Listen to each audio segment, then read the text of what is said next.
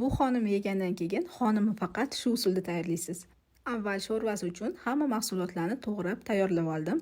Qozonga yog' solib, yog' qizigach piyoz solib, piyozimiz tilla tusga kirguncha qovurib oldim. Ketidan sabzilarimizni soldim. Sabzini ham yaxshilab qovurib, pomidor solamiz. Tuz solib qovurib, pomidor suvini tergandan so'ng suv solamiz. Suviga bo'lsa kartoshkalarni solamiz. Qiyma, piyoz va ziravorlarni qo'shib, yaxshilab aralashtiramiz. Avvaldan tuzli suvga qorilgan va tingan xamirimizni unlab, yupqa qilib yoyib olamiz. Ustiga yog' suramiz va qiymamizni bir tekisda taqsimlab chiqamiz. So'ng rulet shaklida o'rab olamiz.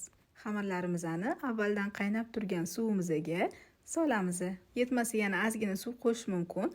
Suvi ko'mishi shart emas, chunki parini o'zida pishadi. Avval qopqog'i yopiq holda, so'ng ochiq holda qaynatamiz. 30-40 minutda o'rama xonimlarimiz tayyor bo'ladi. Buni albatta tayyorlab ko'ring.